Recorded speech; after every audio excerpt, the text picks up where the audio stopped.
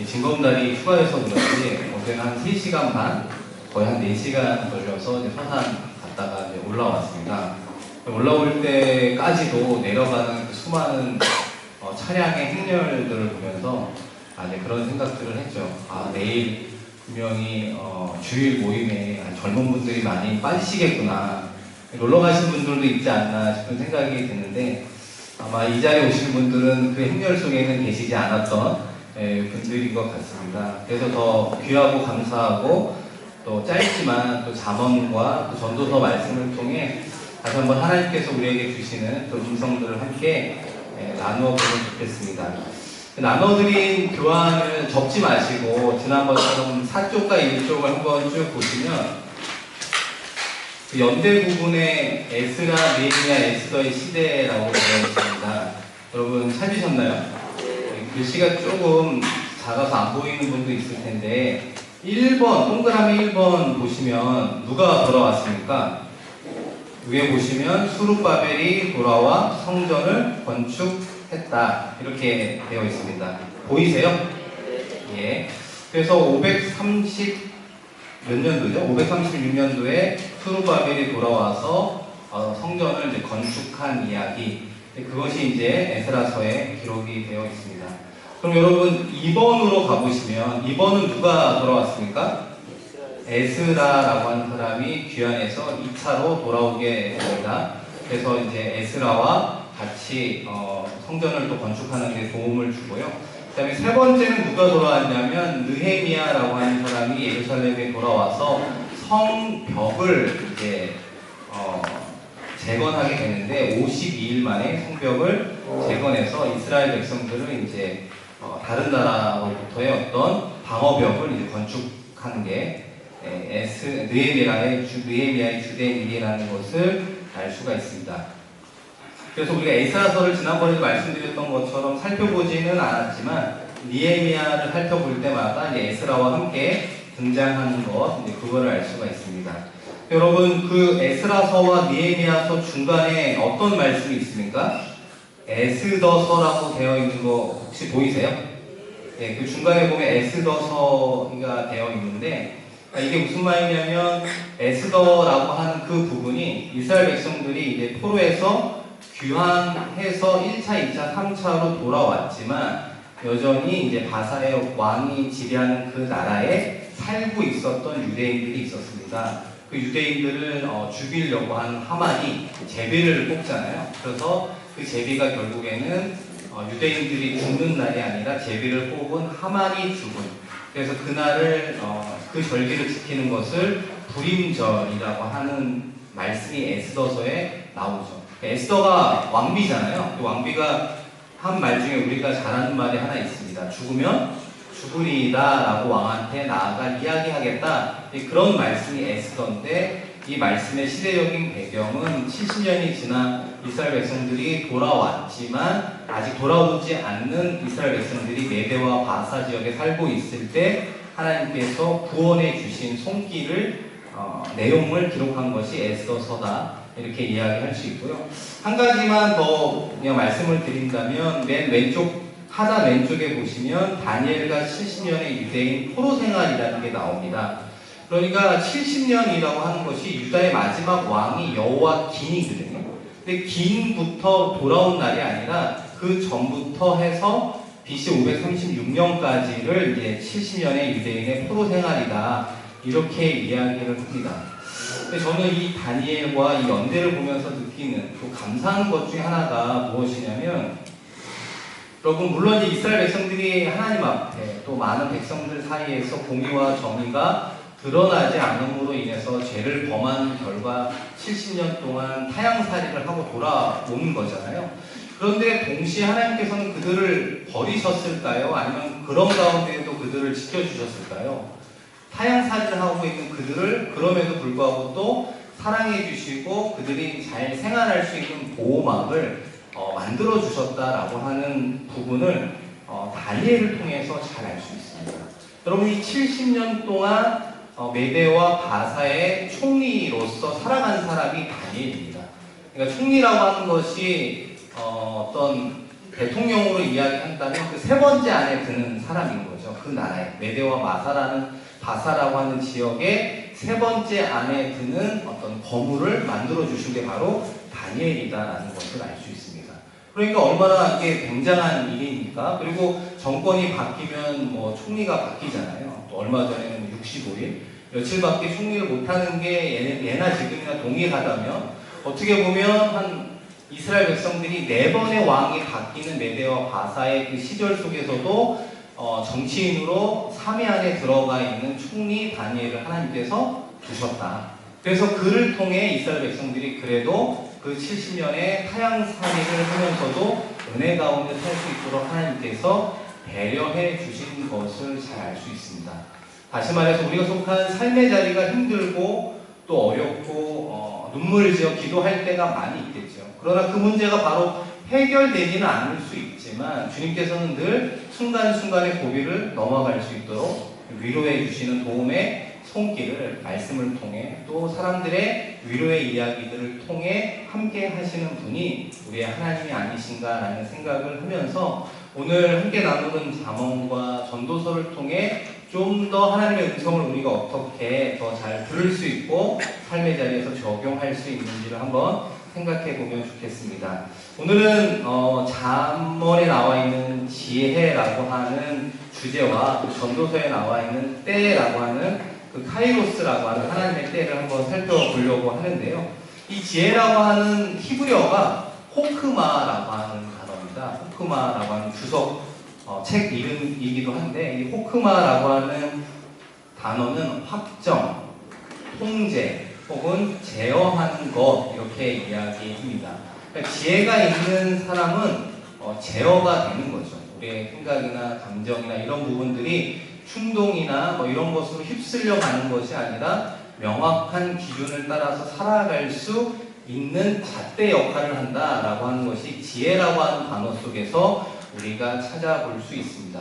그런데 이런 잠언의 말씀을 1장부터 쭉 읽어보시면 31장까지 읽어보시면 크게 세 부류를 향해서 말씀하고 있는데 하나는 우리 자신에게 필요한 말씀들이 분산되어 나타납니다. 그리고 또 하나는 타인을 위해서 배려해야 되는 삶의 모습을 이야기하고 마지막에는 하나님을 잘 알아야 한다라고 하는 이 세 가지 큰 틀을 가지고 이루어진 것이 잠언이기도 하고요.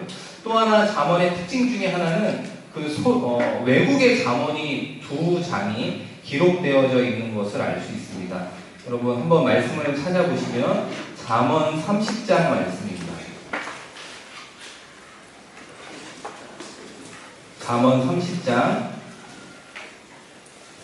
우리 8절과 9절 말씀 아굴의 잠언인데요.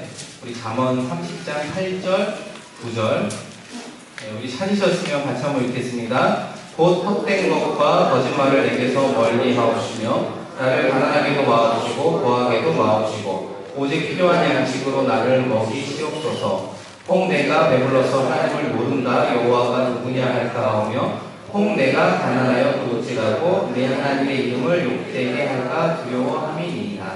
아멘. 아마 이 말씀이 좀 친숙하죠. 어디서 많이 들어본 말씀이라고 생각할 텐데 이게 잠언 말씀 중에서도 이스라엘 사람이 아닌 아굴의 잠언의 내용 중에 하나입니다. 우리가 너무 가난해서 혹은 도둑질해서 하나님께 이름을 욕되게 할 수도 있고 또 너무 부자로 살면 그 부에 흥청망청 취해서 하나님을 모른다 할 수 있는 그 어떤 적정한 균형 있는 삶의 이야기를 하고 있고요. 또 한 장을 넘겨보시면 우리 여자분들에게 주시는 르무엘 왕의 잠언이 하나 있습니다. 31장 10절 말씀인데요. 31장 10절 한번 같이 읽겠습니다. 누가 현숙한 여인을 찾아 얻겠느냐 그의 값은 진주보다 더하니라. 아멘.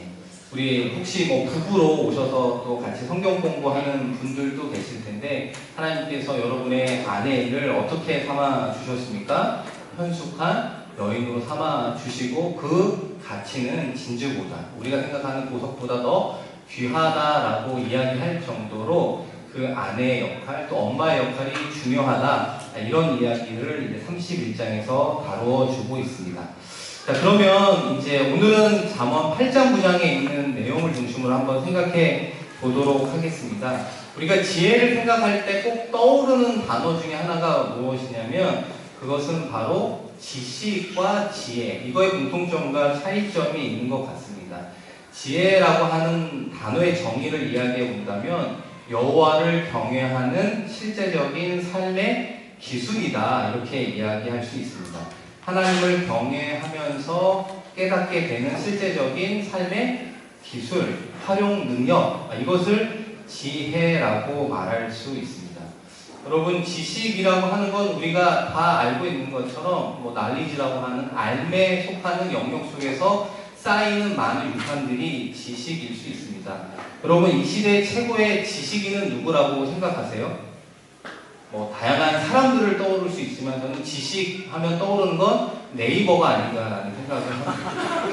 여러분, 혹시 궁금한 거 있으면 네이버를 통해서 찾아보세요? 안 찾아보세요? 한두 번은 찾아보시죠. 물론 그 내용이 다 옳은 것은 아니지만 그래도 한 번쯤 어떤 내용이 있는지를 검색하는 첫 번째가 네이버입니다. 그래서 작년 한 해 동안 가장 많이 검색한 그 커뮤니티가 다음이 아니고 네이버고, 그 네이버에서도 지식인이었다, 이런 이야기를 듣는데요. 저희도 가끔 살펴봅니다. 말씀을 준비하면서도 네이버에 그런 내용을 치면 어떻게 또 보고 있는지를 좀 모아주니까 한번 이렇게 보기도 하는 그런 경험들이 아마 있을 거라고 생각하는데요. 그러니까 지식이라고 하는 건 우리보다 훨씬 더 뛰어난, 그리고 이제 스마트폰 시대 속에 살면서 그냥 몇 번 쳐보면 어떤 내용인지는 다 알 수 있는 시대 속에 살기 때문에 지식의 축적이라고 하는 것이 꼭 장점은 아니다라는 생각이 듭니다. 이제 굳이 외울 필요가 없잖아요. 스마트폰에서 찾아보면 다 알 수 있는데 구태여 외울 필요가 뭐가 있겠습니까? 지식이라고 하는 것. 그런 면에서 상대적으로 우리에게 필요한 건 지식보다는 무엇이 필요하면 지혜가 필요한 거죠. 알고 있는 지식을 어떻게 활용할 것인가, 어떻게 삶에서 그것을 지식을 우리의 삶의 기술로 활용할 것인가 라고 하는 것이 우리에게 지혜가 필요한 이유라고 생각합니다. 그런데 이 지혜의 영이 지금 우리에게만 주시는 것이 아니라 구약시대로부터 하나님께서 필요한 사람들에게 주셨다라고 하는 것이 부살렐이라고 하는 사람의 이야기를 통해서 알 수 있습니다. 여러분, 출애굽기 31장 3절에서 5절 중에 우리 3절 말씀 한번 같이 읽어보겠습니다. 하나님의 영을 우리에게 충만하게 하여 지혜와 총명과 지식과 여러 가지 재주로 정교한 일을 연구하여 일을 할 수 있게 해주셨다, 이렇게 이야기하면서 5절 말씀 끝부분에 보시면 여러 가지 기술로 나무를 새겨 만들게 하리라. 하나님께서 우리에게 주시는 지혜라고 하는 것은 형이상학적인 무언가 연구하는 연구원들에게 필요한 것이 아니라 실제로 살아가는 우리에게 필요한 활용 능력이 지혜다라고 하는 것을 이야기해 주고 있습니다. 혹시라도 여러분의 자녀들 중에 이제 공부하는 초등학생 이상의 자녀를 둔 학생들이 있으면 우리 아들이, 우리 딸이 공부를 잘하기를 원하시죠? 네, 별로 생각이 없으신지 모르지만 우리 아들과 우리 딸이 공부를 잘하기를 원하는 마음이 다 있지 않습니까? 그죠? 교회에서 신앙생활을 열심히 하는 사람이라 할지라도. 목사인 저도 아들이 이제 5학년인데 공부를 잘하는 거에 대해서 싫어하거나 반대하는 사람이 어디 있겠습니까? 요즘에 그 초등학생을 둔 엄마들이 주로 하는 게 그 자녀들의 학원 관리하느라고 바쁘더라고요. 그래서 스마트폰도 있기 때문에 이 아이가 지금 어디에 도착을 했는지, 학교에 도착했으면 알림 메시지가 오더라고요. 학교에 왔다고. 그리고 그 다음 끝나고 이제 학원에 도착하면 학원에 도착했다라고 하는 알림 메시지 보고. 근데 그걸로 이제 자녀들의 어떻게 보면 인생을 위한 공부에 필요한 부분들을 채워주려고 합니다. 여러분, 공부를 잘하고 싶잖아요, 우리 자녀들이. 근데 제가 한 가지 물어보도록 할게요. 여러분도 공부 잘하셨어요? 여기에 이제 우리의 어려움이 있는 겁니다. 또 부모님은 사실 공부를 예를 들어 열심히도 안 하고 잘하지도 않았는데 꼭 자녀들에게 뭘 원하죠? 비록 나는 못했을지라도 너만큼은 잘했으면 좋겠다 생각이 이제 사실 물질적인 많은 지원들을 해주는 경향이 있습니다. 제가 이제 목사 입장에서 자녀들이 공부를 잘할 수 있는 하나의 방법이 있습니다. 그게 뭐냐면 우리 뇌라고 하는 것을 100%로 이야기했을 때 이 뇌의 기능 중에 이 IQ라고 우리가 흔히 말하는 그 지적인 능력이 이 뇌의 어떤 역할 중에 49%가 IQ를 담당한대요. 뇌라고 하는 지능이. 그러니까 공부를 잘하려면 기본적으로 IQ가 높으면 공부를 잘할 확률이 높습니다. 49%가 그 정도가 되는데 이게 언제 결정이 되느냐? 한 3살, 4살, 5살 넘어가면 이제 다 결정이 된대요. 비극적인 이야기인지는 모르겠으나 이제 5살 이상을 두신 분들은 이제 여기는 포기하셔야 됩니다. 왜냐면은 2살, 3살까지는 IQ가 좋아질 수가 있대요, 실제로. 그래서 뭐 태교라든지 그 이후에 열심히 하는 분들은 지능 지수가 높은 아이가 생길 수 있다. 이게 과학적인 증거고요. 그 다음에 뇌가 관할하고 있는 능력이 하나 있는데 그게 뭐냐면 상상력이라고 합니다. 상상력은 몇 프로를 차지하느냐? 30%를 차지합니다. 그러니까 한 50%, 30%니까 몇 프로죠?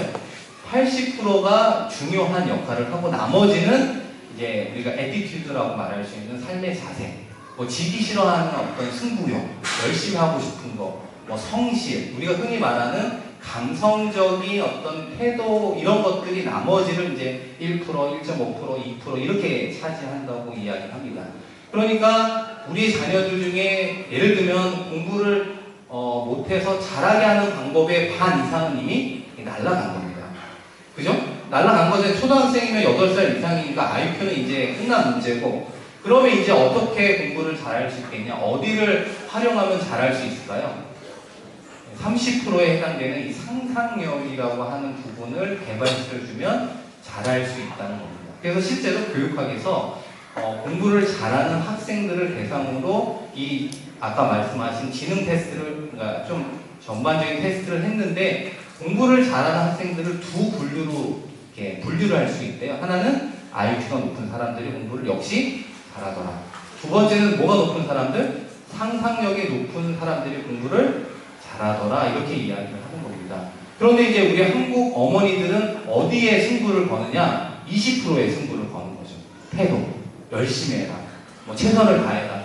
그 다음에 뭐 당근과 채찍으로 막 이 20%를 가지고 막 쥐잡듯이 잡기도 하고 때로는 위로하기도 하고 선물 공세를 하는데 이 부분이 이제 아까 말씀드린 80%가 해결이 안 되면 공부도 쉽지 않더라. 그리고 5살 넘어가면 이미 50%도 가능성이 제로가 되더라. 그럼 나머지 30%를 어떻게 해주느냐에 따라서 이 사람이 더 잘할 수 있는 열쇠가 있다라고 이야기합니다. 그래서 여러분 창조적인 일을 하는 분 있잖아요. 글을 쓰시는 분들, 그죠? 뭐 영화 감독, 뭐 여러 가지 예술 쪽에 일하는 분들은 정년퇴직이 있습니까? 없습니까? 없거든요. 죽을 때까지, 80, 90세 때까지 글을 쓸 수 있는 이유가 그 원동력이 어디에서 나올까요? 이 상상력이라고 하는 부분에서 나온다라는 겁니다. 근데 이 상상력이 부분을 어떻게 이 유대인들이 키워갔느냐? 말씀을 묵상하면서 말씀 묵상한 걸 함께 나누면서 이들의 상상력을 키워갔다 이렇게 이야기할 수 있습니다. 그렇기 때문에 여러분 신앙생활을 잘하는 게 공부에 도움이 될까요? 안 될까요? 네, 공부 잘하는 데 도움이 됩니다. 여러분 믿음을 좀 가지세요. 우리 자녀들이 열심히 교회 나오고 말씀 공부하고 묵상하고 암송하고 이런 모든 것들이 우리의 상상력을 자극하고 향상시키는데 도움이 되면 공부할 때도 그거에 따른 하나님께서 지혜를 주셔서 이 부분을 활용시켜 주신다 이렇게 볼 수 있습니다. 우리 학생들에게도 이런 의미에서 지혜의 영이 충만하는 것이 필요한 이유가 바로 여기에 있습니다. 또 하나 제가 이 부분 가운데 말씀드리고 싶은 건 여러 가지 기술로 나무를 새겨 만들더라 라고 하는 이 부분 속에 제가 떠오르는 분이 한 분 계신데 제가 전에 있던 교회에 어떤 80 넘으신 분을 신방하게 됐는데 이분 아들이 의사예요. 어떤 의사냐면 치과 의사. 치과 의사인데 신촌 쪽에서 개업을 했대요. 그리고 이제 거기서 왕성하게 이제 활동을 하고 있다는데 요즘에 안전한 직업이 있습니까? 없습니까? 특별히 이제 흔한 말로 공무원 말고는 없다고 그러잖아요. 이제 법조인들도 많고 의대도 많이 생겨서 정말 치과 의사 이런 분들 만나봐도 하루하루가 쉽지 않다 이런 이야기를 많이 하시거든요. 그러니까 신촌 주변에도 그러니까 치과 쪽만 하더라도 개업했다 폐업하는 그런 경험들이 되게 많대요. 근데 이분이 거기서 나름 아주 유명한 의사로 통하고 있답니다. 근데 어떤 의사로 통하냐면 사랑니 전문의래. 사랑니를 1분 안에 뽑는 의사로 유명하다. 여러분들은 이게 뭐 사랑니 하나 뽑아서 돈이 될까? 벌써 이 생각을 하시잖아요. 근데 이 사랑니가 잘못 누여 있어서 수술할 때 아주 위험한 경우들이 많이 있답니다. 그래서 이 사랑니를 뽑는 게 쉬운 일이 아닌데 이분이 어떻게 전문의가 되냐면 그쪽에 유명한 사람이 되냐면 이 뭐 치과 의사 정도 됐으면 공부를 되게 잘했을 거 아니에요. 근데 이분이 신앙생활을 잘 안 했대요. 근데 이 연로하신 어머니, 이 권사님은 이 아들을 위해서 계속 기도하고 도와주고 막 그랬는데 이분이 어떤 계기로 교회 와서 신앙생활을 하기 시작을 했는데 이분이 이제 뭐 하나님이 정말 역사하는가 이런 마음을 갖고 신앙생활 하다가 기도하는 가운데 하나님께서 하나의 어떤 환상 같은 걸 보여주셨는데 이분이 사랑니 때문에 고민하고 있어서 이걸 어떻게 해결해야 되나 하는 고민 속에 기도하는 가운데 하나님이 그 사랑니를 뽑는 그분 말씀 그대로 제가 전하는 거예요. 이 환상을 보여주셨다. 이렇게 해서 이렇게 뽑으면 된다라는 걸 보고 나서 이분이 그 방법대로 시술을 하면서부터 그 병원이 유명해지기 시작을 했다는 거예요. 그래서 이분의 태도가 뭐 매주일 예배드리고 뭐 이거는 말할 것도 없고 성경 말씀도 많이 읽을 뿐만 아니라 효자가 됐다고 이야기합니다. 일주일에 한 번씩 찾아옵니다. 월요일날 찾아와서 어머니 하나님 때문에 내가 지금의 모습으로 있습니다. 이렇게 이야기하는 이야기를 제가 듣습니다. 여러분 중요한 건 이 지혜의 충만함이라고 하는 건 자녀들에게만 필요한 게 아니라 누구에게 필요할까요? 모든 사람에게 필요하다. 왜냐하면 우리가 잘 생각해보면 치과 의사 정도 되면 안정적인 생활을 하겠지라는 생각을 이제 더 이상 못하는 시대적인 구조가 되지 않았습니까? 치과 의사들끼리도 뭘 해요? 경쟁을 하는 겁니다. 그 경쟁하는 가운데 어떻게 살아남는가 고민하는 시대 속에 우리가 살고 있구나. 그러기 때문에 모든 계층에서 어떠한 일을 하든지 우리에게 무엇이 필요하냐? 지혜의 영으로 충만함. 그 가운데 우리에게 주시는 지혜가 필요하다라는 생각을 하게 됩니다. 제가 심지어는 어떤 분도 지혜가 필요하다라고 생각하냐면 이 김밥집을 운영하는 곳에도 지혜가 필요하지 않나라는 생각을 합니다. 여러분 혹시 이수역의 방배김밥이라고 아세요? 그거 모르시죠? 저희 교구에 이수역이 있거든요. 제가 여성 소그룹을 하다가 저희가 6분이 하셨는데 돌아가면서 이제 김밥을 사오기로 했어요. 근데 어떤 분이 방배김밥을 사오신 것 같아요. 제가 지금 생각해보니까. 근데 이 이수역에서 이 방배김밥이 엄청 유명하대요. 얼마나 유명하냐면 비가 오는 날 우산을 써가면서 줄을 쓴대요. 김밥집에. 그 김밥 하나를 사려고. 여러분은 별로 놀라지 않으실지 모르지만 저는 그때 그 모습, 그 이야기를 듣고 큰 충격을 받았습니다. 이렇게 비가 오면 빈자리가 많은 게 교회에 있잖아요. 강의하는데도 그러지 않습니까? 제가 그걸 보고 강의하면서 뭘 느끼냐면 내가 그 방배 김밥집 주인보다도 못하구나 이런 생각을 할 때가 있습니다. 아니 우산을 쓰면서 10분, 20분, 30분을 기다려 김밥 한 줄을 사려고 기다리는데 그거 한 개 먹으면 끝나는 거 아닙니까? 근데 이 영적인 양식을 전하는 성경반에 사람들이 늘어나야지 줄어들면 되겠습니까? 그래서 제가 목표를 삼은 건 방배동에 있는 김밥집처럼 우리 3040을 해야겠구나 이런 생각을 할 때가 있습니다. 근데 여러분 이게 정말 우스운 이야기가 아니라 김밥집이 얼마나 많아요. 근데 거긴 30년이 됐대요. 그리고 지금도 불티나게 팔린대요. 김밥 먹어보면 사실 별 차이 아닌데 먹어보면 맛있대요. 그거는 모든 사람들의 공통적인 의견인 걸 보면 김밥집을 하는데도 뭐가 필요하다? 지혜가 필요하구나. 근데 그 지혜는 누구로부터 온다? 하나님으로부터 온다라는 것을 알 수 있습니다.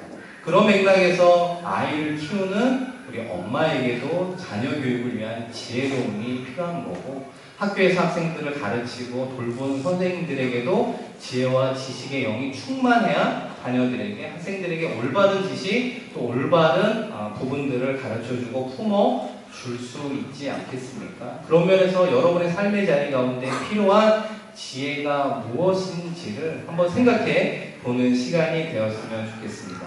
오늘은 그 중에 솔로몬의 지혜라고 하는 부분을 잠깐 살펴보려고 하는데요. 1-2번에 솔로몬의 지혜, 잠언 7장 7절 말씀인데요. 우리 6절, 7절 말씀 한번 같이 읽어보겠습니다. 내가 내 집 들창으로 산창으로 내다보다가 어리석은 자 중에 젊은이 가운데 한 지혜 없는 자를 보았노라. 이 잠언 7장은 솔로몬의 지혜입니다. 그리고 솔로몬이 관찰을 한 거예요.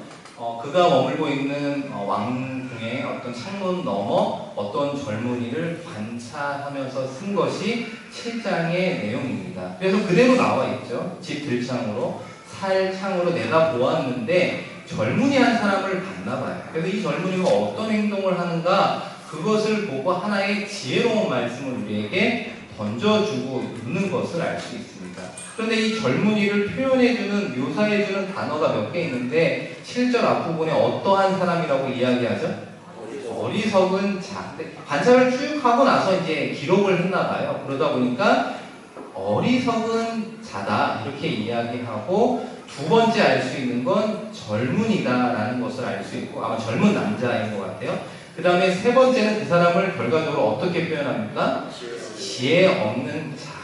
그러니까 결과적으로 어리석은, 성경에서 어리석다라는 표현은 결국 하나님의 지혜가 없는 사람이구나 이것을 알 수가 있습니다. 그래서 솔로몬이 이 사람을 보면서 세 가지의 어떤 단계로 이 사람의 행동을 묘사해 주고 있었습니다. 가로 1번에 보시면 그 사람은 거리를 이리저리 배회하고 있었다. 여러분 왜 어리석은 자라고 솔로몬이 평가했느냐? 이리저리 배회하고 있었다라는 뜻입니다. 여러분 이리저리 배회했다라고 하는 것은 이 젊은 사람이 할 일이 있습니까? 없습니까? 할 일이 없으니까 그냥 집 밖으로 골목으로 배회하며 방황하고 있었다라는 것을 알 수 있죠. 그러면 우리가 한 걸음 더 나아가 무엇을 알 수 있냐면 일이 없다라고 하는 건 그 사람이 그날의 일도 없을 수 있지만 혹은 석 달 후, 6개월 후, 1년 후 혹은 좀 더 멀리 본다면 인생의 목표와 목적이 있을까요? 없을까요? 없다라는 겁니다. 그것이 없는 사람은 배회하고 방황하게 되고 방황하면 결과적으로 어떤 행동을 하더라? 어리석은 행동을 하더라라는 것을 알 수 있습니다. 그의 어리석은 행동은 어디로 이어지고 있느냐? 가로 1번 밑에 잠언 7장 8절 9절 말씀 한번 같이 읽겠습니다. 그가 거리를 지나 음녀의 골목 모퉁이로 가까이 하여 그의 집 쪽으로 가는데 저물 때, 황혼 때, 깊은 밤, 흑암 중에라. 그가 거리를 지나 어디로 가냐면 결과적으로 음녀의 골목 모퉁이로 가까이 가고 있었다라고 이야기합니다. 그래서 성경은 무엇이라고 이야기하냐면 우리 인생 가운데 목표 없이 배회하고 방황하면 그 빈자리를 채워주는 누군가를 만나게 된다. 이걸 이야기해주고 있습니다. 가로 2번 한번 읽어보겠습니다. 그 남자는 충동에 사로잡혔다. 여러분 충동에 따라 움직이는 것을 알 수 있습니다. 목적이 없어서 배회하고 방황하는 이 젊은이의 마음에 100%의 만족하지 못한 몇 프로가 부족되어 있는 것을 알 수 있는데 그 부족한 것을 누가 채우느냐? 음녀가 다가와서 채워주고 있는 모습이 나오는데요. 잠언 7장 15절 말씀입니다. 한번 같이 읽겠습니다. 이러므로 내가 너를 맞으려고 나와 내 얼굴을 찾다가 너를 만났도다. 분명히 이 젊은이는 만족하지 못하기 때문에 배회하게 되었고 배회하는 가운데 만나는 그 음녀의 이야기를 통해 어떤 느낌을 받았냐면 만족스러운 느낌을 받게 된 겁니다. 아, 내가 배회한 이유가 바로 이 여자를 만나기 위함이었구나. 이 여자를 만나면 내가 만족을 느낄 수 있구나 라고 하는 그 필링, 그 느낌을 채워주는 여자와 내용을 알 수가 있습니다. 여러분 우리가 살고 있는 시대를 포스트 모더니즘이라고 이야기할 때 우리가 현대인들에게 주어진 100%의 자유 가운데 가장 중요하게 생각하는 것이 이 느낌이라고 하는 우리의 감정이라고 하는 부분이잖아요. 모더니즘이라고 하는 건 전통이 있었고 우리가 하나님을 믿으며 나아갈 때 읽는 이 말씀을 캐논이라고 이야기했거든요. 기준, 규범이 되고 기준이 되는 어서나 내 자신이 기준이 되고 그 기준을 우리는 느낌이라고 이야기하는 겁니다. 근데 그 느낌이 100% 맞는 보장이 없다는 겁니다. 개인적인 느낌은 그 사람으로부터 나온 것이 맞다고 말할 수 있지만 그 느낌의 결과가 하나님 보시기에는 옳지 않을 가능성이 높아진 시대 속에 살아가고 있는데 그 이유가 뭐냐? 느낌이라고 하는 것, 필링이라고 하는 건 분위기에 따라서 어떤 느낌에 따라서 어떤 상황에 따라서 휩쓸릴 가능성이 가장 높기 때문에 그렇습니다. 그래서 지혜라고 하는 건 상당히 이성적이다라고 하는 부분이 거기에 어울리는 모습이 아닌가라는 생각이 드는데요. 그래서 7장 22절에 보면 그 젊은이를 어떻게 묘사하고 있느냐 솔로몬이 22절 말씀 한번 같이 읽어보겠습니다. 젊은이가 곧 그를 따랐으니 소가 도수장으로 가는 것 같고 미련한 자가 벌을 받으려고 쇠사슬에 매이러 가는 것 같도다. 젊은이는 사실 그런 느낌으로 간 것이 아닐지도 모릅니다. 이 음녀를 만나서 내가 오늘 밤을 즐겨야지 라고 걸어가고 있는 모습은 그 사람의 행동의 사실적인 부분일 수 있지만 솔로몬이 그 사람의 모습 가운데 본 모습은 그것이 아니라 소가 도수장으로 끌려가는 모습을 우리에게 이야기해 주고 있는 겁니다. 결과적으로 배회하는 인생은 목적과 목표, 할 일이 없는 사람이 배회하게 되고 배회하는 사람이 가장 먼저 행동하게 되는 행동의 근거가 감정에 휩싸이는 충동에 따라 움직이는 것을 알 수 있습니다. 그리고 그 결과적으로 어떤 일이 나에게 일어날지에 대한 결정의 결과를 고려하지 않는 모습이 세 번째 나오게 되는데요. 우리 잠언 7장 27절 밑에 말씀 한번 같이 읽겠습니다. 그의 집은 수월의 길이라 사망의 강으로 내려가느니라. 그렇게 이야기합니다. 결국 충동으로 시작된 행동의 결과까지 고려하지 않는 젊은이를 솔로몬은 어리석다, 지혜가 없다 이렇게 이야기합니다. 물론 20대 우리가 흔히 해서 피가 끓는 그런 나이에 보여지는 행동일 수 있으나 성경은 우리에게 또 무엇을 이야기하냐면 이와 같은 세 가지의 관점으로 우리가 또 누구를 바라볼 수 있냐면 다윗 왕과 밧세바의 이야기를 살펴볼 수가 있습니다. 여러분 물론 이 젊은이는 이름도 나와 있지 않는 평범한 어떤 20대의 젊은이라고 말할 수 있습니다. 반대로 다윗이라고 하는 그 위대한 왕은 하나님을 잘 섬기고 신앙생활했던 왕의 모습인데 이 왕도 이 세 가지 단계 속에서 큰 실수를 하는 것을 알 수가 있습니다. 힘들고 어려울 때는 다윗이 누구를 찾았냐면 하나님을 찾고 하나님만 바라보며 하나님만 의지하며 살아서 이스라엘의 온전한 왕이 되었습니다. 그런데 나중에 전쟁이 완전히 끝나지 않은 어느 날 이제는 본인이 전쟁에 나가지 않아도 되는 그 상황 속에서 궁전에서 여유를 부리게 됩니다. 군사들은 전쟁에 나가 있고 이 다윗 왕은 궁전에서 여유를 부리고 있게 되는 거죠. 아까 단어로 이야기하면 다윗 왕도 궁전에서 무엇을 시작한 겁니까? 배회하기 시작한 거죠. 할 일이 없어지니까 목표와 목적이 없어지니까 설사 다윗 왕도 배회하더라 이렇게 말할 수 있습니다. 배회하면서 이리저리 똑같이 젊은이처럼 살피는 가운데 다윗 왕이 누구를 보게 됩니까? 저쪽에서 목욕하는 아리따운 여인을 바라보게 되는 겁니다. 충동에 사로잡힌 모습을 보게 되면서 결과적으로 그 밧세바라고 알려진 여인을 궁에 데려오게 되고 잠자리를 같이 하게 되고 나중에 우리가 아는 이야기처럼 간음과 살인으로 이어지고 그 결과까지 꼼꼼히 생각하지 않는 다윗 왕의 모습을 여전히 우리가 볼 수가 있습니다. 그렇다면 우리는 어느 사이에 있겠습니까? 이 젊은 사람과 다윗 왕이 우리보다 신앙생활을 더 잘하니까 이 오른쪽에 있다면 우리는 이 왼쪽과 오른쪽 어느 사이에 우리도 살아가고 있다라고 말할 수 있습니다. 그렇기 때문에 우리가 늘 지혜의 영으로 충만한 인생을 살아야 하는 이유가 무엇이냐면 다윗 왕도 이렇게 넘어져 하나님 앞에 큰 죄를 범할 수 있기 때문에 지혜가 우리 가운데서 우리를 이끌어갈 수 있도록 충동이나 감정에 이끌려가는 것이 아니라 목적 없이 살아가는 것이 아니라 성령 하나님이 우리에게 인도해 주시는 그 길을 따라가는 지혜로운 삶의 시작을 해 나가야 된다. 이것을 이제 솔로몬이 우리에게 이야기해 줍니다. 한 장을 넘겨보시면 7장 이후에 9장에서 그러므로 우리에게 무엇이 필요하냐, 하나님의 지혜가 필요하다라고 하는 것을 잠언 9장 10절에서 이야기해 주고 있습니다. 우리 한번 같이 읽어보겠습니다. 여호와를 경외하는 것이 지혜의 근본이요 거룩하신 자를 아는 것이 명철이다. 그렇기 때문에 솔로몬이 우리에게 무엇을 이야기하느냐, 여호와를 경외하는 것이 지혜의 근본이요 거룩하신 자, 하나님을 아는 것이 명철이다라고 이야기하는 건 우리의 인생의 앞에 무엇을 두라? 우리의 감정, 우리의 계획, 우리의 뜻을 두는 것이 아니라 우리의 하나님을 두고 살아라. 하나님을 따라 살아가는 것이 지혜로운 삶의 시작이요 마침표고 그 삶이 우리에게 행복을 가져다 준다. 이것을 우리에게 이야기해 주고 있습니다.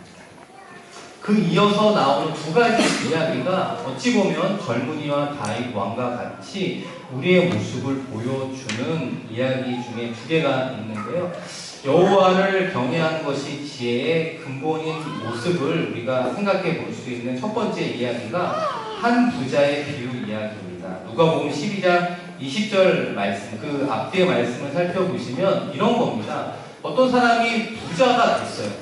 여러분, 자수성가에서 부자가 됐다, 우리나라나 세계 어느 곳이나 부자가 됐다라고 할 때 필요한 게 여러분 무엇이 있다고 생각하십니까? 부자가 되기 위한 조건이 뭐가 있죠? 그래요. 지식. 우리나라로 치면 학벌이 필요할 수도 있고, 또 무엇이 필요할까요? 요즘에는 외모도 필요할 수도 있겠고, 또 어떤 게 필요할까요? 성실함. 그 다음에 또 중요한 건 때라는 생각을 할 때가 있습니다. 여러분 중에 혹시 부모님이 영락교회 나오시는 분도 계시고, 여러분의 할아버지 할머니가 영락교회 교인이었던 분들도 있죠.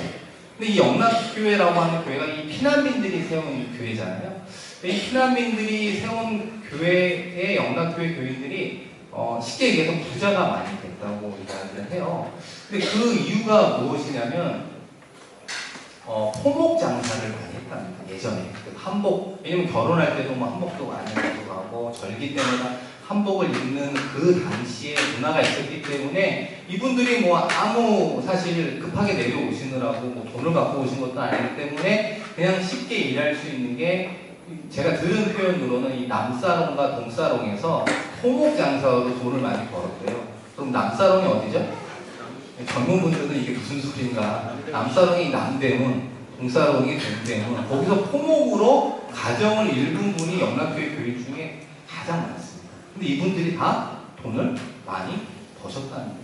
그래서 제가 봤을 때는 그냥 어떤 시대 속에 부자가 된다라고 하는 건 그때에 맞는 좋은 아이템이 있을 때 부자가 되는 것이 아닌가라는 생각을 하죠. 어찌됐건 여러분, 중요한 사실은 부자가 되는 여러 가지의 방법과 여러 가지 노력과 여러 가지 어떤 충족되어야 하는 조건들이 있지만, 이 부자라고 하는 건 예나 지금이나 되는 게 어렵잖아요. 쉽지 않잖아요. 그래서 어떤 사람이 많은 친구들을 불러놓고 자신이 어떻게 자수성가해서 부자가 되는 이야기를 쭉 하는 겁니다. 영락교회 교인이라면 아까 그런 이야기를 쭉 하겠죠.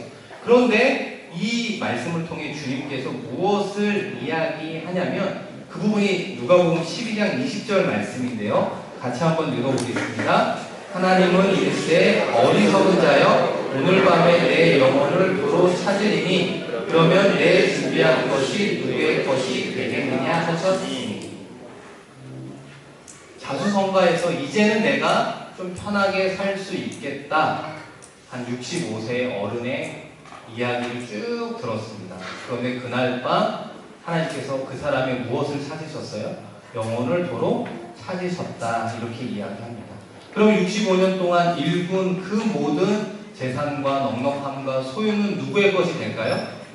아내가, 자녀의 것이 되겠죠. 아무 의미가 없는 것이 아니냐라고 하는 것을 이야기해 주고 있는 겁니다. 이것이 무엇을 이야기하느냐? 생사라고 하는 가장 기본이 되는 것조차 알지 못하는 인생은 어리석은 인생이다라고 이야기하는 것입니다. 그런데 크리스찬으로 살아가는 우리들의 생각 속에 무엇이 있냐면, 죽음은 나로부터 멀리 떠나 있다는 생각을 많이 하는 것 같아요. 죽음이라고 하는 건 80, 90, 100세가 돼야지 나에게 찾아오는 것이 지금 당장 나에게 찾아오는 것은 아니다라고 생각하는, 어떻게 보면 상당한 이 죽음에 대해서 이 낙관주의적인 생각을 가지며 살아가고 있기 때문에 우리가 자꾸 누구를 등한시하느냐, 하나님을 등한시하고 하나님의 말씀에 귀를 기울이지 않다 보면 이 부자와 같은 인생을 살아가고 있는 것이 아니겠습니까? 그렇기 때문에 우리가 하나님께 기도하는 것이 본질적인 목적을 이루기 위해서 기도하는 것이 아니라 내가, 내 자녀가, 우리의 가족이 이 땅에서도 웰빙으로 살아갈 수 있는 하나님, 수단이 되는 하나님을 통한 은혜와 응답을 기다리는 인생을 부자처럼 우리도 살아가고 지금도 기도하고 있는 것은 아닌지 모르겠습니다. 저는 삼남중앙에서 3년도 같이 담당하는데요. 5월 26일인가요? 석가탄신일이 5월 마지막 주 월요일날 쭉 있잖아요. 그때 사실 네팔 카투만두에 우리 그 인터넷 해외 선교를 떠나기로 되어 있었습니다. 근데 이제 여러분 어떤 일이 생긴지 알잖아요. 그 중간쯤에 지진이 뭐 7.6인가 한 8점 정도 와서 지금 뭐 사망자가 5,000명이 넘고 아마 예상하기로 한 15,000명의 사망자가 있을 거다 이 이야기를 합니다. 근데 물론 이제 여러 가지 이야기를 할 수 있지만 만약에 우리가 한 달 뒤에 가기로 했는데 만약에 그 지진이 한 달 뒤에 그 지진이 일어났는데 카트만두에서 뭐 60km 떨어진 진앙지가 거기가 아니라 만약에 한 20km 안쪽에 와서 만약에 지진이 일어났다라면 카트만두에 있는 사람 전부가 큰일을 당했을지도 모른다라는 생각을 제가 잠깐 해봤습니다. 여러분은 어떻게 생각할지 모르지만 죽음이라고 하는 것이 내 생각과 내 의지와 내 계획과 전혀 상관없이 정말 하룻밤에 한순간에 우리 가운데 찾아올 수 있구나 라는 생각을 하면 우리가 무엇부터 시작하는 것이 중요하겠습니까? 죽음을 두려워하지 않는 인생, 죽음 이후에 나는 떳떳한 인생을 살아간다라고 하는 하나님과 나와의 온전한 관계로부터 시작하는 것이 지혜의 첫 걸음, 첫 단추를 깨는 것이 아닌가라는 생각을 하게 됩니다. 그런 의미에서 주님께서 부자 이야기를 우리에게 하는 것이 아니겠습니까? 인생 가운데 너무나 많이 수고하지만 너의 영혼을 하나님께서 도로 찾아가 버리면 무용지물인 인생을 살아가지 말고 영원히 연결될 수 있는 전천국에까지 연결되는 인생을 살아라. 그것이 지혜의 첫 걸음이라고 이야기합니다. 이어서 우리에게 주는 이야기가 십자가의 강도 이야기인데요. 우리 누가복음 23장 40절 말씀을 한번 같이 읽어보겠습니다. 하나는 그 사람을 꾸짖어 이르되 내가 동일한 정죄를 받고서도 하나님을 두려워하지 아니하느냐. 여러분 이 말씀 한 구절만 보시면 잘 모르실 텐데 누가복음 23장에 보면 예수님께서 십자가에 달려 돌아가실 때 강도가 몇 명이 함께 죽었습니까? 2명 있었죠. 그 중에 이 말씀을 한 사람은 자평 강도일까요? 우평 강도일까요? 우리가 우평 강도라고 많이 알려져 있지만 성경에는 우편이라는 표현이 나오진 않습니다. 우평 강도가 얘기했다 이런 표현은 나와 있지 않습니다. 근데 왜 우평 강도라고 생각을 할까요? 오른쪽이 바르다라고 생각을 하기 때문에 아마 우평 강도가 그나마 이런 이야기를 했을 거다 이렇게 이야기를 하죠. 근데 여러분 중요한 건 이 마지막 십자가에 동일하게 달려 죽는 왼편이 좌편이 됐던 우편이 됐던 그 강도가 무엇을 이야기하냐면 주님의 나라가 임할 때 누구를 기억해 달라고? 나를 기억해 주십시오 라고 하는 그 마지막 하나님을 아는 그 신앙의 고백 하나가 주님께서 이야기하잖아요. 너와 내가 나번에 이르리라 라고 이야기해 주시는 것을 이야기합니다. 다시 말해서 크리스찬의 지혜로움의 첫걸음은 무엇이냐? 우리의 영혼이 저천국에 가는 구원의 확신 가운데 시작되는 것, 그것을 우리에게 이야기해 주고 있습니다. 여러분 그 확신이 왜 중요하냐? 왜 그 확신이 지혜로운 삶의 시작이라고 이야기하느냐? 왜 그러냐면 우리가 하나님의 자녀로 나아가는 가장 중요한 길이 예수 그리스도잖아요. 근데 그 예수 그리스도를 통해 하나님의 자녀가 되었을 때 하나님께서 우리에게 선물로 주시는 것이 무엇이냐면 성령을 선물로 주십니다. 근데 이 성령이 오늘 말씀에 비춰보면 지혜의 영이다라고 이야기하고, 성령의 충만함이라고 하는 건 단순하게 신앙생활만 잘하는 데 도움이 되는 은혜와 능력을 뜻하는 것이 아니라 우리의 삶의 자리에서 지혜롭게 처신할 수 있도록 이끌어주시는 성령이 우리의 지혜자로서 우리를 인도해 주고 있다, 이렇게 말씀드리는 겁니다. 그렇기 때문에 예수 그리스도를 통한 구원의 확신, 그것이 지혜의 첫걸음이요 성령의 충만함이 지혜로움의 충만함이다, 이렇게 성경은 우리에게 이야기하고 있습니다. 그래서 예수를 잘 믿는다라고 하는 것이 예수 믿고 천국에 가는 것으로 끝나는 것이 아니라 이 땅에서도 예수님의 제자로, 하나님의 자녀로 하나님께서 원하는 삶의 모습으로 살아갈 수 있는 지혜로운 삶을 살아갈 수 있도록 성령님이 우리에게 권능과 능력과 은혜를 베풀어 주신다, 이렇게 이야기합니다. 그렇기 때문에 마지막으로 솔로몬이 지혜를 통해 우리에게 이야기하고 있는 건 잠언 9장 1절 2절 말씀인데요. 한번 같이 읽어보겠습니다. 지혜가 그의 집을 짓고 7 기둥을 다듬고 짐승을 잡으며 포도주를 혼합하여 상을 갖추고. 여러분, 이 9장 말씀을 잘 보시면 지혜를 의인화해서 표현하는 것을 알 수 있습니다. 지혜라고 하는 것은 분명히 추상적인 것 같은데, 그 지혜가 사람처럼 무엇을 이야기하냐면 집을 짓고 7 기둥을 다듬고 짐승과 포도주를 혼합하여 상을 차리고 누구를 초대한다는 거예요? 사람들을 초대한다. 지혜가 초대한다. 지혜의 영, 하나님이 누구를 초대하고 있습니까? 그 지혜가 필요한 사람. 그래서 성경의 입장에서 얘기하면, 잠언의 입장에서 얘기하면 아까와 같이 7장에 나와 있는 젊은 사람, 어리석은 사람, 지혜가 없는 사람을 지금도 하나님께서는 무엇하고 있다고요? 초청하고 있다. 지혜의 집으로 오십시오. 지혜의 집으로 오셔서 나와 함께 먹고 마시며 이야기하면서 살아가야 남은 인생이 지혜로운 자로서 살아갈 수 있습니다, 라고 다시 한번 우리에게 이야기해 주고 있습니다. 성령 충만해야 되는 이유는 단순히 이 땅에서의 신앙생활을 잘하기 위함도 있지만, 전도할 때 권능이 필요한 부분도 있지만, 우리에게 지혜로운 인생을 살아가는 출발과 마지막이 성령의 충만함 가운데 주어지는 하나님의 권능이 되기 때문에 그렇습니다.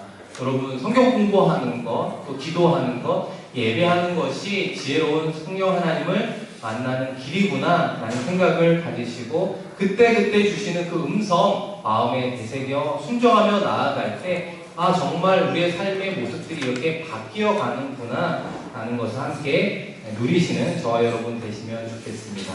우리 한 장 넘어가 보시면 3쪽에 때라고 하는 우리 전도서 말씀인데요.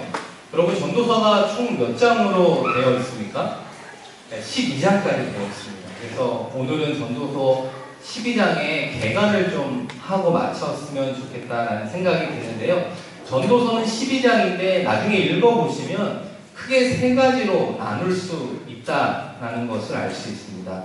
첫 번째는 2-1번 해 아래에서의 삶의 허무함이라고 하는 겁니다. 여러분, 전도서 1장 2절에 보시면, 제가 한번 읽어드리면, 전도자가 이르되 헛되고 헛되며 헛되고 헛되니 모든 것이 헛되도다. 헛되다라고 하는 것이 한 절에 몇 번 나오고 있습니까? 5번 나오는 걸 알 수 있죠. 전도자가 이르되 헛되고 헛되며 헛되고 헛되니 모든 것이 헛되다라고 하는 것이 5번 나오게 됩니다. 근데 이 전도서의 저자가 누구냐? 솔로몬입니다. 솔로몬.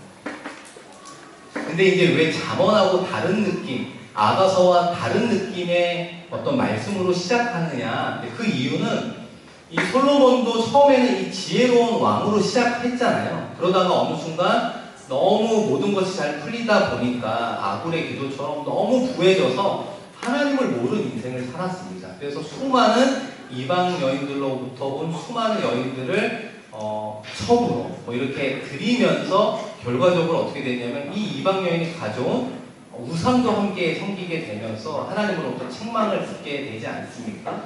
그럼 여러분, 솔로몬은 천국에 갔을까요? 지옥에 갔을까요?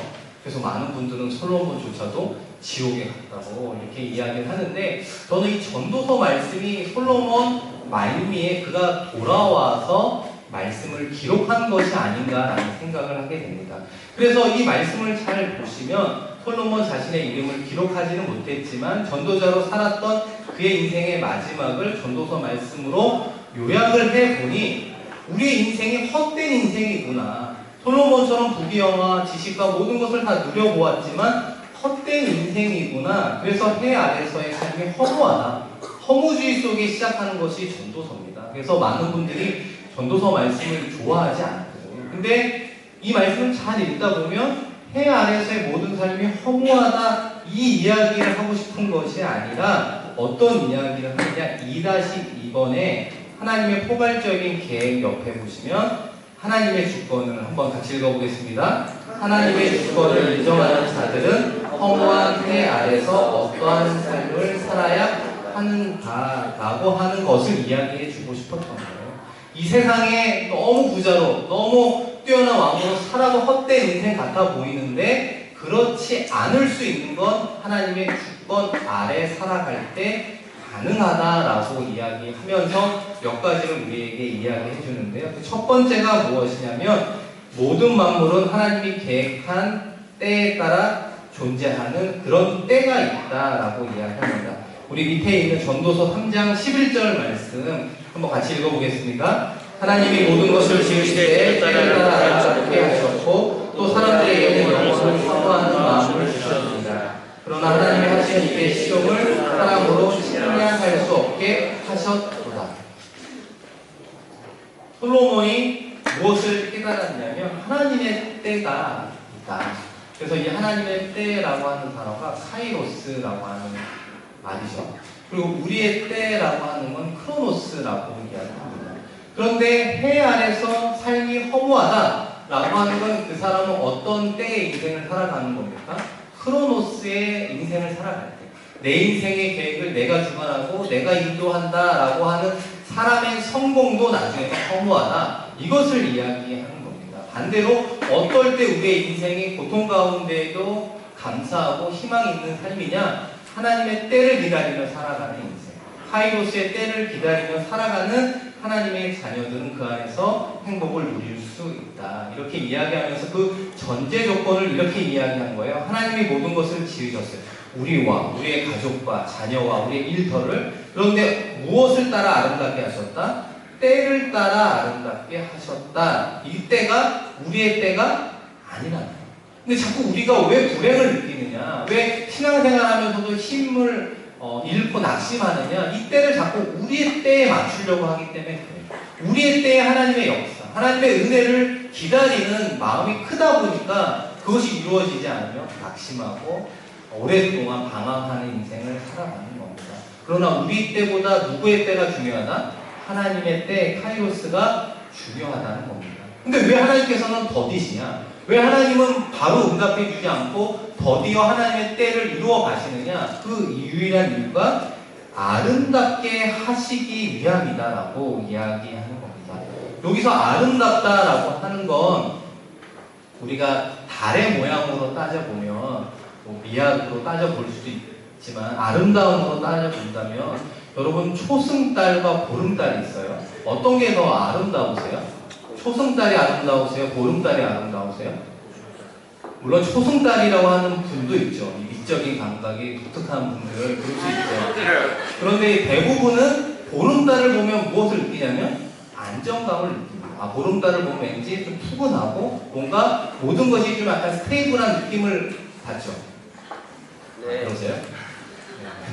네. 보름달을 보면 그런 느낌을 받습니다. 그래서 아름답다라고 하는 뜻을 쉽게 설명하면 우리의 삶을 초승달, 상현달이나 하현달, 반달 이렇게 만드는 게 아니라 우리의 인생을 온전한 보름달과 같이 만들어주기 위해서 하나님이 무엇을 기다리시냐? 우리 때에 응답하지 않고 하나님의 때에 하나님께서 우리의 기도에 응답해 주신다라고 하는 것이 첫 번째 이유라는 사실입니다.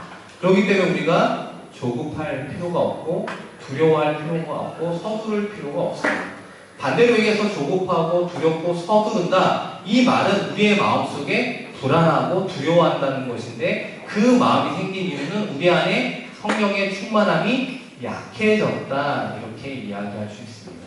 혹시 여러분의 마음속에 불안하고 여러분을 힘들게 하고 두렵게 하는 마음이 있다면 다시 한번 기도하셔서 우리의 마음과 생각이 하나님의 생각으로, 하나님의 은혜로 충만하게 해주셔서 내가 이루어지지 않을 것 같아 불안해하는 이 마음조차도 하나님께서 바꾸어 주신다면 내가 하나님의 때를 기다릴 수 있습니다. 이런 고백이 나오게 되겠죠.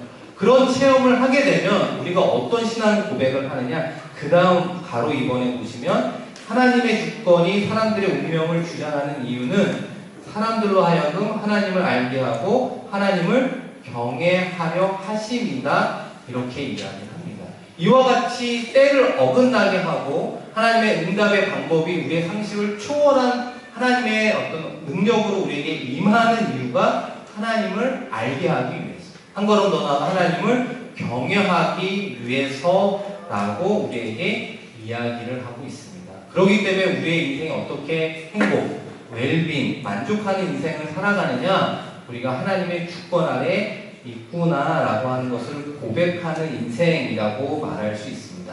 근데 그러면서 솔로몬조차 마지막 부분에 7장 2, 전도서 7장 이하의 말씀을 통해 우리에게 무엇을 이야기하냐면 알지 못하는 것이 여전히 존재한다. 이것을 솔로몬이 솔직히 고백을 했다는 겁니다. 나도 모르는 것들이 많구나. 하나님의 일의 시종은 나도 모른다. 솔직하게 고백하는 것을 알 수 있습니다. 우리 2-3번 지혜의 장 밑에 보시면 전도서 7장 13절 14절 말씀이 있는데요. 한번 같이 읽겠습니다. 하나님께서 행하시는 일을 보라. 하나님께서 곱게 하신 것을 누가 능히 곱게 하겠느냐. 형통한 날에는 기뻐하고 공고한 날에는 되돌아 보아라. 이 두 가지를 하나님이 병행하게 하사 사람이 그의 장래 일을 능히 헤아려 알지 못하게 하셨느냐. 그러니까 하나님, 솔로몬이 결과적으로 깨달은 바가 형통할 때는 기뻐하고 그 다음에 공고한 날에는 뒤돌아보아서 내가 혹시 하나님 앞에 죄를 지은 것이 있는지, 연약한 부분이 있는지 뒤돌아보고, 지난번에 욥과 같이 하나님께서 나에게 고난을 주셨지만 이 고난 가운데도 나는 여호와의 이름을 드높이는 인생을 살겠습니다. 불평불만, 원망이 아니라 하나님을 찬양하는 삶으로 하나님께서 해결해 주시는 그때와 방법을 기다리겠습니다. 이런 고백으로 나아가라 라고 이야기를 하는 거죠. 그러면 우리가 남는 것은 무엇이냐? 현재가 남는 거죠. 결과적으로 내가 지금 누릴 수 있는 것이 유일하게 남는 것인데, 그 권고가 무엇이냐면 오늘 주어진 분복을 즐기라 라고 이야기합니다. 3-1번에 여러분 무엇이 하나님의 선물이라고 이야기합니까? 먹고 마시고 즐거워하는 것이 하나님의 선물이다. 이 모든 것을 깨닫고 보니까 우리가 건강하게 또 가족들과 친구들과 또 함께 교제 나누는 영남의 교우들과 먹고 마시며 함께 성경 공부하고 이야기하는 것이 하나님의 선물이구나. 이걸 깨달으면 우리 안에 기쁨이 다시 회복이 되고 다시 한번 이런 맥락에서 우리의 미래를 바라볼 수 있다. 이렇게 이야기합니다. 제가 아까 처음에 장례 이야기를 했잖아요. 충청남도 서산에서. 근데 이 돌아가신 분이 93세였습니다. 상당히 장수하셨고 또 휠체어를 타셨지만 건강하셨던 분이에요. 근데 이분이 어떻게 돌아가셨냐면 음식을 드시다가 돌아가셨어요. 그래서 아마 급체하셨다 이렇게 이야기하면서 유가족들은 많이 좀 아쉬워하고 안타까워 하셨습니다. 그리고 또 뭐 그 가족이 아까 제가 말씀드렸나요? 11명이 있다고? 이 많은 가족들이 많이 슬퍼하니까 제가 그 자리에서 이야기는 하지 못했지만 제 마음속에 이 말씀을 제가 준비해놓고 가다 보니까 먹고 마시고 즐거워하셨어요, 이분이. 그러니까 오랜만에 고향에 내려가서 아는 분들하고 같이 음식을 드시고 막 하하호 하다가 이제 제가 상상을 해보니까 음식을 다 넘기시고 하하호 하셔야 되는데 음식을 다 못 넘기신 것 같아요. 그리고 막 얘기하고 웃다가 이제 그 음식물이 귀로에 쏙 들어가서 숨이 막혀서 아마 돌아가신 것 같아요. 근데 여러분, 뭐 제가 남의 뭐 가족의 아픔은 아픔이지만 또 호상이잖아요. 93세고 아프지도 않았고 또 친구분들하고 즐겁게 생활하다가 하나님께서 불러주셨고 작년에 등록하셔서 또 구원받은 하나님의 자녀가 되었다. 이것이 하나님의 선물이 아니겠습니까? 여러분, 중요한 사실은 오늘 내가 먹고 마시며 즐기는 것이 나의 무엇이 될 수도 있다? 마지막이 될 수도 있다. 여러분 꼭 기억하셔서 이런 마음으로 음식 나눌 때 반찬 수정할 수 있을까요? 없을까요? 없습니다. 혹시 여러분의 자녀 중에 반찬 수정하고 중요한 건 이 순간 내가 최고의 즐거움을 누리고 있구나 라는 깨달음이 있으면 하나님께서 더 큰 은혜로 우리에게 주시는 겁니다. 그래서 마지막으로 솔로몬이 우리에게 주는 지혜의 말씀이 뭐냐면 미래적인 거죠. 전도서 11장 12장에 보시면 사람이 그러므로 마땅히 해야 되는 게 내 식물을 물 위에 던지라 7에게나 8에게 나누어 주라. 식물을 물 위에 던져라. 이거 쓸데없는 행동처럼 보이잖아요. 물 위에 던지면 그 음식을 누가 먹겠어요? 물고기들이 먹는다.